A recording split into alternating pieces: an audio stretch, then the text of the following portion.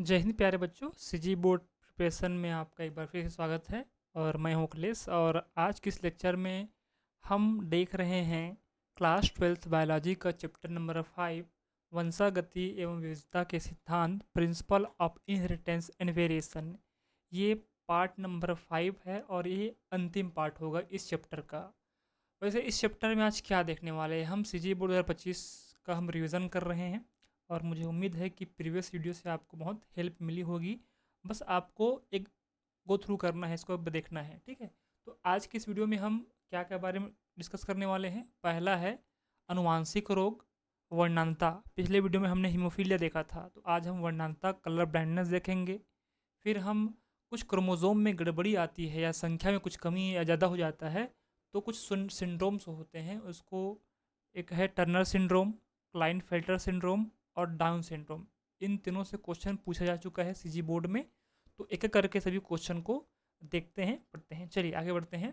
जैसा कि पता है चैप्टर नंबर 5 चल रहा है, पार्ट 5 है, अंतिम पार्ट होगा और क्लास 12th बायोलॉजी का है और मैं हूँ अखिलेश। चलिए बढ़ते हैं। ये रही कुछ 5 मुख्य क्वेश्चंस। ऊपर के जो 3 क्वेश्चंस हैं ये वर्णांता से क्वेश्चन है। हर साल वर्णांता हो या हीमोफीलिया, इन दोनों में से एक एक क्वेश्चन आता ही आता है, 2 या 3 नंबर का, ठीक है, या 4 नंबर या 5 नंबर का, ठीक है, आपको बनाना ही है।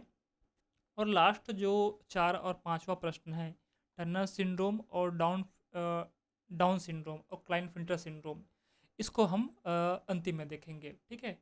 तो आप क्या करेंगे, एक पेन और कापी रखेंगे अपने पास। अभी वीडियो को पॉज करो, पेन कापी अपने पास लाकर बैठो, ठीक है, क्योंकि इसको आप पढ़ चुके हैं, केवल आप रिविज़न कर रहे हैं, ठीक है। तो आपको सिर्फ इसको देखना है। क्वेश्चन को मैं डिकोड करूँगा, क्वेश्चन को आप बनाएंगे, ठीक है। चलिए, तो यहाँ पर वर्णांता से क्वेश्चन पूछे गए हैं, ठीक है। तो वर्णांता वास्तव में है क्या, पहले हम उसको पढ़ेंगे, फिर हम क्वेश्चन पे जाएंगे, ठीक है। तो पहले हल्का सा बेसिक क्लियर कर लेते हैं कि वर्णांता क्या है, कलर ब्लाइंडनेस क्या है, ठीक है। कलर ब्लाइंडनेस तो क्या है, मनुष्य में पाए जाने वाली एक अनुवांशिक रोग है जिसमें रोगी रंगों के बीच विभेद नहीं कर पाता है, ठीक है भाई। किस में होता है, मनुष्य में होता है। और कैसा रोग है ये, अनुवांशिक रोग है, जेनेटिक डिजीज है, डिसऑर्डर है। इसमें क्या होगा, जो रोगी होगा, इस रोग से ग्रसित होगा, वो कलर के बीच में डिफ्रेंशिएट नहीं कर पाएगा कि लाल है कि पीला है कि हरा है, ठीक है। आगे समझेंगे किस चीज़ में नहीं होता है। तो रंगों के बीच में विभेद नहीं कर पाता है। विशेष रूप से लाल हरी वर्णांता सबसे सामान्य प्रकार की वर्णांता है, यानी कि रेड ग्रीन कलर ब्लाइंडनेस सबसे कॉमन टाइप्स का क्या है, कलर ब्लाइंडनेस या वर्णांता होती है। आगे बढ़ते हैं। अब ये रंग वर्णांता के जीन कहाँ पर होते हैं, ये एक्स क्रोमोजोम पर होते हैं, ये एक्स लिंक्ड डिसऑर्डर होते हैं। जिस प्रकार से हमने हीमोफीलिया में देखा था कि हीमोफीलिया का जो जीन होता है वो एक्स क्रोमोजोम पर होता है, ठीक उसी प्रकार ये वर्णांता के जो जीन होते हैं भी कहाँ होंगे, रंग वर्णांता के, ये भी एक्स क्रोमोजोम पर पाए जाएंगे। यह भी कैसा होता है, अप्रभावी होता है, दिखता नहीं है, शो नहीं करता है, लेकिन रहता है। ये रिसेसिव टाइप्स के डिजीज़ हैं और इसको हम सी से डिनोट करेंगे, इसको डी सी से हम निरूपित किया जाता है।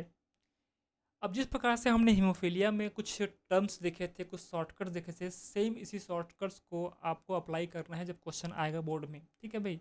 एक हीमोफीलिया का ऐसी चार्ट आपको मिला था, एक है ये वर्णांता का है। दोनों को आप जहाँ पर पढ़ते हैं वहाँ पर इसको चिपका कर आप रखेंगे, ठीक है भाई। चल समझते हैं।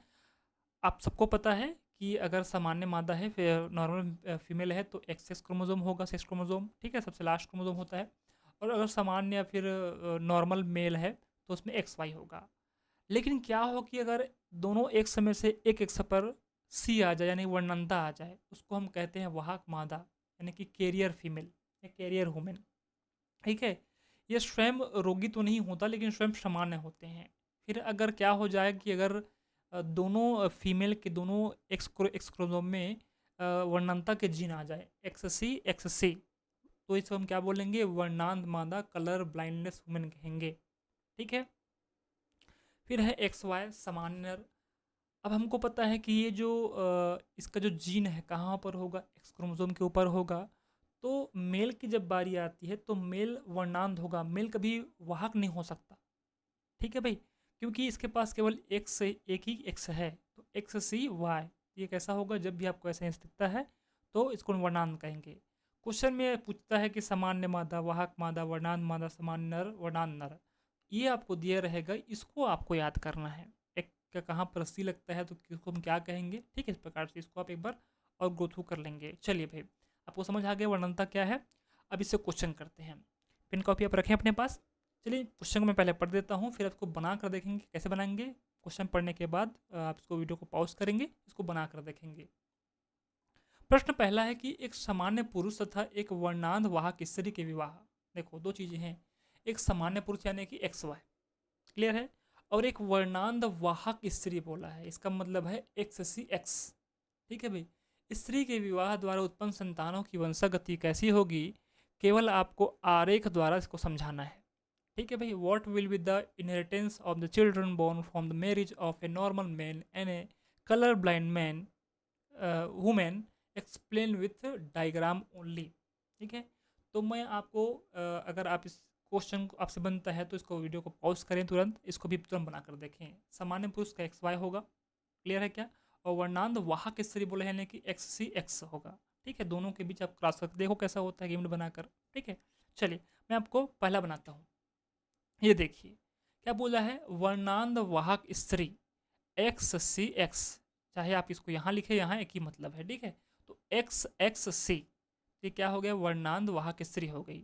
सामान्य पुरुष में क्या है, एक्स वाई होगा, ये पेरेंट्स हैं, जनक हैं। अब देखो इन दोनों में गेमिट अलग अलग बनेंगे, समझो कैसे। एक्स एक्स सी ये कैसे हेट्रोजाइगस कंडीशन में है, क्योंकि एक एक्स है एक एक्स सी है। इसमें क्या होगा, एक एक्स है एक वाई है, इसका मतलब है कि दोनों स्त्री और पुरुष दोनों में गेमिट दो प्रकार के बनेंगे। पहला बनेगा एक्स, दूसरा बनेगा एक्स सी, ये वहाँ के स्त्री का हो गया। सामान्य पुरुष में जो गेमिट बनेगा वो कैसा होगा, एक्स और वाई होगा। ये चार गेमिट को मिलाकर आपको क्रॉस कराना है एक एक करके। सबसे पहले करते हैं, इस वहाँ की स्त्री से एक एक्स लेंगे और सामान्य पुरुष से एक एक्स लेंगे, क्या हो गया एक्स एक्स। अब क्या होगा बताओ भाई, ये किसी प्रकार से इसमें सी लगा है क्या, नहीं है, इसका मतलब क्या है, ये सामान्य लड़की होगी, सामान्य जो उसकी पुत्री होगी, क्लियर है क्या, यानी कि नॉर्मल डॉटर होगी 50%, ठीक है। अब फिर क्या करते हैं करने के लिए कि इस एक्स सी को किसके साथ, सामान्य पुरुष के साथ करते हैं, एक्स सी एक्स, क्या हो गया। अब देखो यहाँ पर एक्स सी लग गया, इसका मतलब क्या है, लड़की है, एक्स एक्स है मतलब लड़की है, और ऊपर सी लग गया, इसका मतलब क्या है, ये वाहक लड़की है, इसका मतलब है ये कैरियर डॉटर है, कैरियर पुत्री है, वाहक पुत्री है, कितनी परसेंट, 50%, क्लियर है। फिर क्या करेंगे, इस वाहक वर्णांध वाहक स्त्री के एक एक्स को लेकर इस सामान्य पुरुष के वाई से करते हैं। देखो एक्स वाई, किसी प्रकार से यहाँ पर एक्स के ऊपर सी नहीं लगे, इसका मतलब क्या है, सामान्य लड़का होगा, यानी सामान्य पुत्र होगा, नॉर्मल सन होगा, कितना परसेंट, 50%। ये F1 जरा सा निकल गया, इसी को आपको समझाना है आपको बोर्ड एग्जाम में, ठीक है। बहुत सिंपल है, कुछ नहीं करना है, जैसा दिया इसको आपको गेमिट बनाना है, इसको क्रॉस करा देना है एक एक करके। फिर क्या करेंगे, इस वर्णांध वाहक स्त्री के एक्स सी को लेंगे और सामान्य पुरुष के वाई को लेंगे, एक्स सी वाई। अब देखो यहाँ पर एक्स वाई अगर सिंपल होता तो सामान्य लड़का हो जाता, लेकिन यहाँ पर एक्स क्रोमोजोम पर सी है, इसका मतलब क्या है, वर्णांध लड़का होगा, यानी कि वर्णांध सन होगा, यानी कि कलर ब्लाइंडनेस सन होगा, कितना परसेंट, 50%।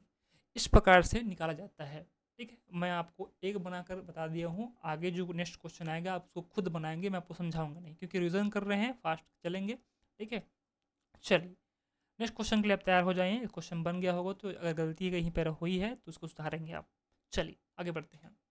नेक्स्ट क्वेश्चन, चलिए मैं क्वेश्चन को डिकोड करता हूँ, हम लोग बनाएंगे इस क्वेश्चन को, कि जब एक वाहक वर्णांध महिला, देखो वाहक वर्णांध महिला की मतलब कैरियर कलर ब्लाइंड वुमन, ठीक है, का विवाह किससे होता है, वर्णांध पुरुष से।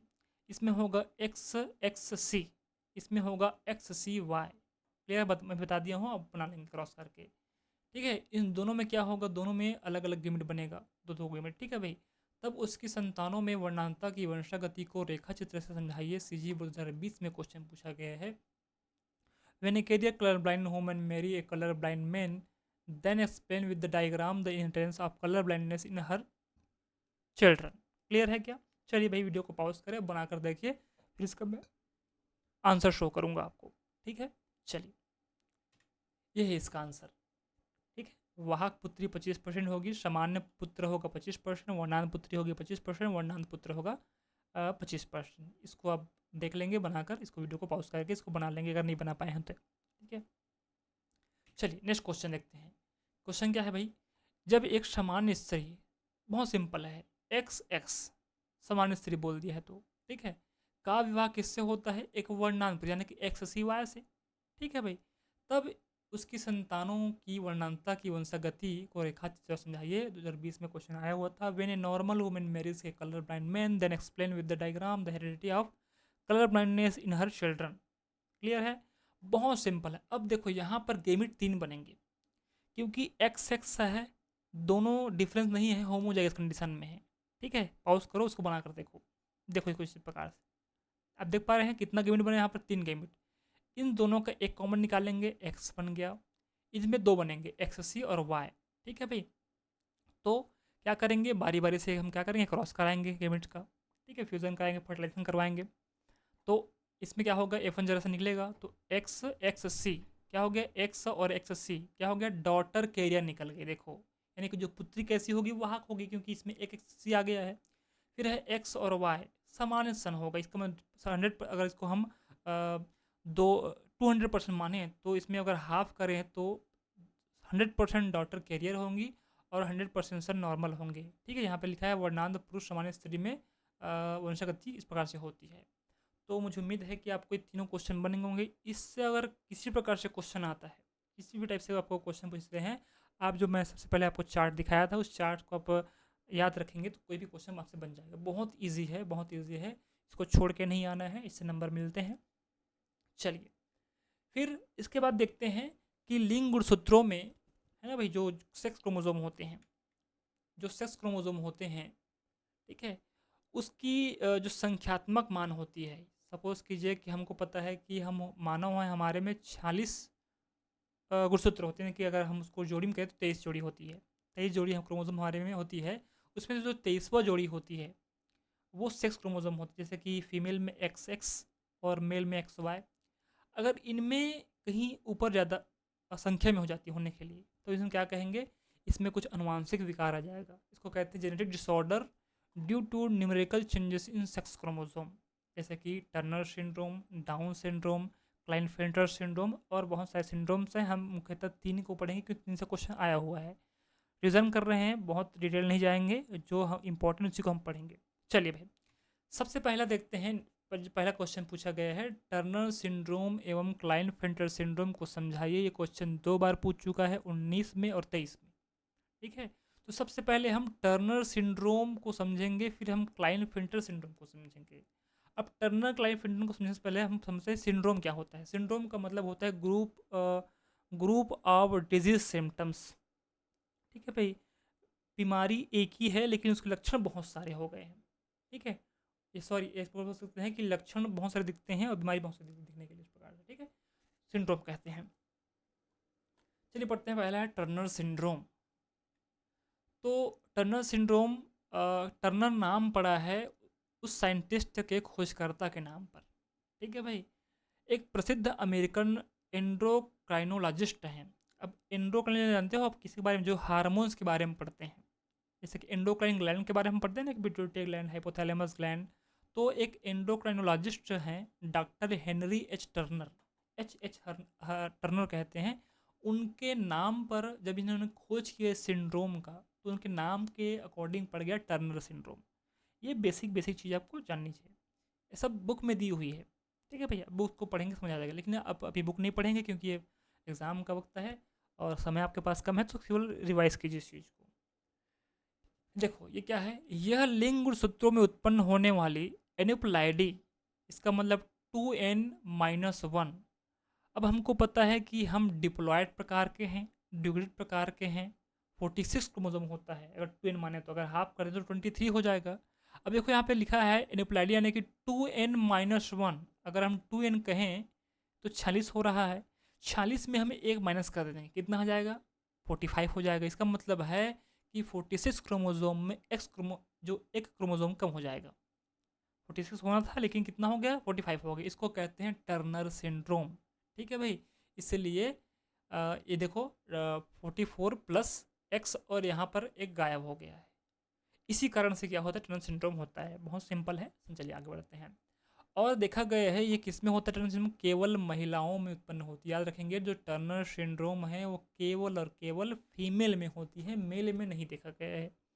ठीक है, साइंटिस्टों के अकॉर्डिंग इनमें एक्स एक्स गुणसूत्र जोड़ी के स्थान पर केवल एक ही एक्स गुणसूत्र पाया जाता है। देखो यहाँ पर देखो 44 प्लस एक्स और यहाँ पर 0, इसका मतलब नहीं है, नील है वहाँ पर। ठीक है, तो यहाँ क्या होगा, जो फीमेल की जो सेक्स क्रोमोसोम होगा, लास्ट क्रोमोसोम, ठीक है भाई, उसमें से केवल एक्स एक्स में से केवल एक एक्स हो जाएगा।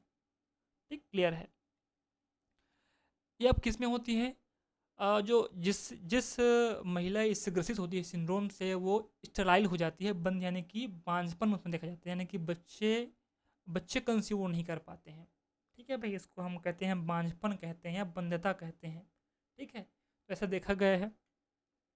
अब क्या क्या लक्षण होंगे इस टर्नर सिंड्रोम के, अगर किसी एक फीमेल को टर्नर सिंड्रोम हो गया है तो क्या क्या सिम्टम्स दिख सकते हैं। तो पहला है कि टर्नर सिंड्रोम में अंडाशय कैसे होंगे, अल्प विकसित होते हैं। अब हमको पता है कि जो एक फीमेल की जो प्राइमरी सेक्स ऑर्गन होती है अंडाशय ओवरी होती है, जहाँ से ओवम या एक्स का निर्माण होता है। अगर किसी फीमेल को टर्नर सिंड्रोम है तो उसकी जो अंडाशय होगी वो कैसी होगी, रिड्यूस्ड प्रकार की होगी, वेल डेवलप्ड नहीं होगी, अल्प विकसित होगी, आधा अधूरा विकसित इसमें होगा। आप देख पा रहे हैं एक ये डायग्राम बुक से लिया गया है, आप बुक में देख सकते हैं चित्र नंबर 5.71 टर्नर सिंड्रोम लिखा हुआ है। देखो एक फीमेल है, ठीक है, तो इसकी जो ओवरी है आप देख पा रहे हैं यहाँ पर जेनाइटल ऑर्गन्स यहाँ पर है, प्राइमरी सेक्स ऑर्गन, ये जो ओवरी है यहाँ पर कैसे होगी, स्टिक ओवरी इनफर्टिलिटी एमोरी एमोरिनोरिया, सॉरी एमोएनोरिया। ठीक है, इस प्रकार से ऐसा होता है। सेकंड है गर्भाशय, या इसका मतलब जो यूट्रस होगा और वक्त चोभार ब्रेस्ट भी कैसे होंगे, छोटे हो जाएंगे, यानी कि जो गर्भाशय छोटा हो जाएगा और जो ब्रेस्ट है चेस्ट पर वो भी कैसे छोटा हो जाता है। नेक्स्ट है रोगी की ऊंचाई तथा बुद्धिमत्ता अत्यंत कम होती है, इसका मतलब हाइट भी कम हो जाएगी उस फीमेल की और जो इंटेलिजेंस लेवल है वो भी कम हो जाएगा, सोचने समझने की जो क्षमता कम हो जाएगी इस प्रकार से। तो ये इंग्लिश मीडियम के बच्चों के लिए इसको आप एक बार देख लेंगे। ठीक, आगे बढ़ते हैं। नेक्स्ट है क्लाइनफेल्टर सिंड्रोम, ये क्या है समझते हैं। अब क्लाइनफेल्टर नाम पड़ा, इसका सीधा मतलब है कोई साइंटिस्ट इनकी खोज किया था, तो कौन है भाई, हैरी एफ क्लाइनफेल्टर, इनके नाम पर पड़ा था क्लाइनफेल्टर सिंड्रोम, इसकी खोजकर्ता के नाम पर। इसमें 2 के स्थान पर 3 लिंग गुणसूत्र पाए जाते हैं। हमको पता है कि सेक्स क्रोमोसोम जोड़ी में होते हैं, पेयर्ड में होते हैं, एक्स एक्स होगा या फिर एक्स वाई होगा, लेकिन 2 के स्थान पर क्या हो जाएगा, 3 हो जाएगा, ट्रिपलॉइड कंडीशन हो जाएगा होने के लिए, इसको कहते हैं क्लाइनफेल्टर सिंड्रोम। इसको याद रखेंगे कि टर्नर सिंड्रोम में एक्स एक क्रोमोसोम कम हो रहा था 2n-1, इसमें ये बढ़ रहा है 2n+2 हो जाएगा, यहाँ पर 1 हो जाएगा। ठीक है, तो अतः इसके क्रोमोसोमल मेकअप को 44 प्लस, देखो 44 प्लस 45 46 47 हो गया यहाँ पर, तो ये गड़बड़ है। ठीक है, ऐसा नहीं होना चाहिए था। इस पर दर्शाने के लिए प्रभावित व्यक्ति अथवा सिंड्रोम, इसमें क्या होगा, नर होगा। याद रखेंगे टर्नर सिंड्रोम में एक क्रोमोसोम कम होता है, ठीक है, तो फीमेल में होती है। एक क्रोमोसोम बढ़ गया, देखो यहाँ पर वाई लिखा है, अब वाई आगे इसका सिंपल सा मतलब है नर होगा वो। ठीक है, तो क्लाइनफेल्टर सिंड्रोम के जिससे प्रभावित होगा वो हमेशा नर होता है, मेल होता है।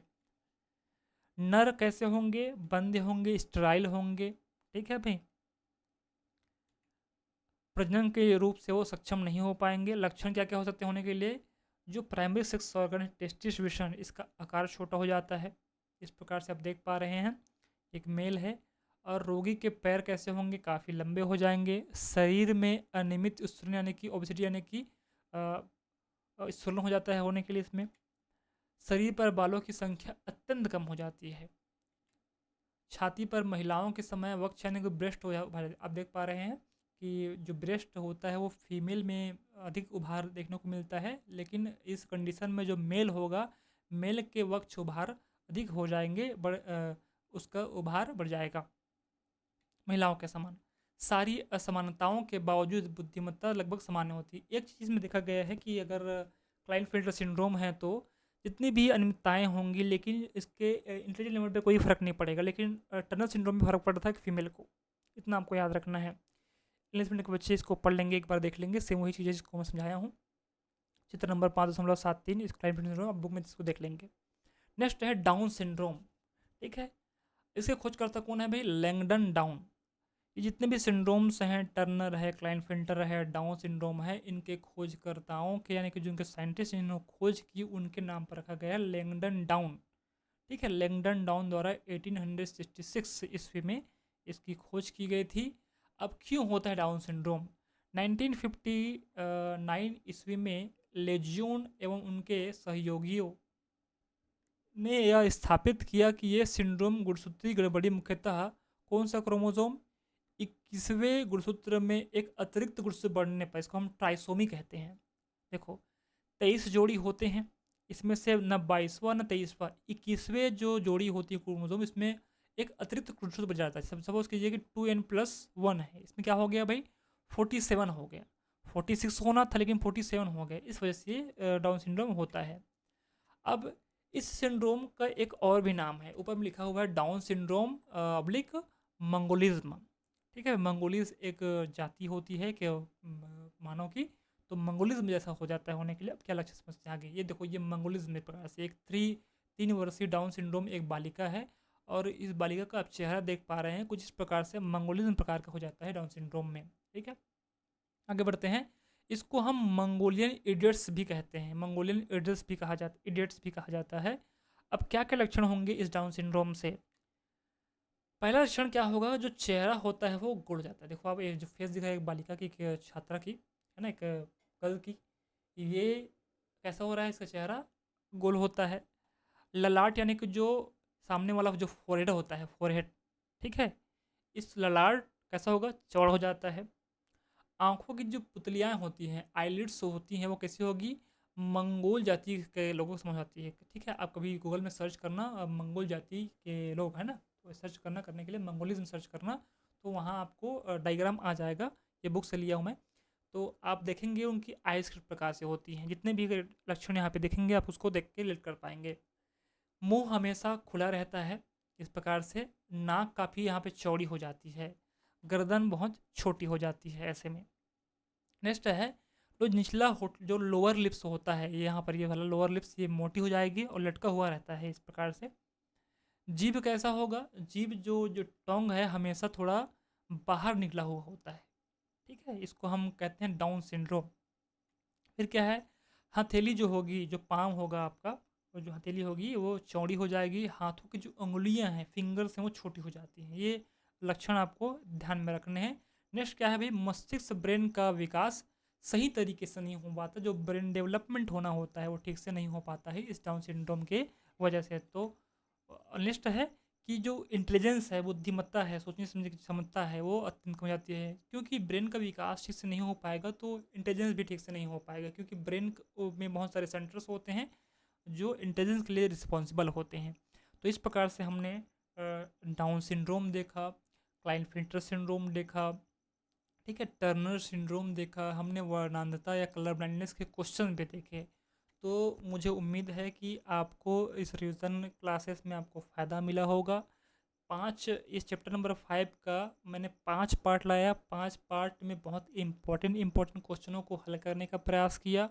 अगर आप ईमानदारी से इसको देख कर जाते हैं तो निश्चित ही इससे क्वेश्चन आपसे बनेंगे, छूटेंगे बिल्कुल नहीं, ठीक है। चलिए भाई, तो ये इंग्लिश मीडियम के बच्चे इसको एक बार देख लेंगे, गो थ्रू कर लेंगे, आप समझदार हैं, ठीक है। तो थैंक यू वेरी मच पर यहाँ तक आने के लिए। इस वीडियो का, जैसे कि पहले वीडियो में बता चुका हूँ कि इस वीडियो का आपको पीडीएफ चाहिए तो आप जाएंगे कहाँ पर? मेरे टेलीग्राम चैनल पर, वहाँ पर मैं लिंक दे दूँगा, आप वहाँ पर पीडीएफ को डाउनलोड कर लेंगे। उसके अलावा मेरा व्हाट्सएप चैनल, वहाँ पर जाकर आप इसको भी देख सकते हैं देखने के लिए। Thank you very much. Thank you Navbodh book 12th biology. Thank you www.com। चलिए मिलते हैं चैप्टर नंबर 6 में, तब तक के लिए थैंक यू।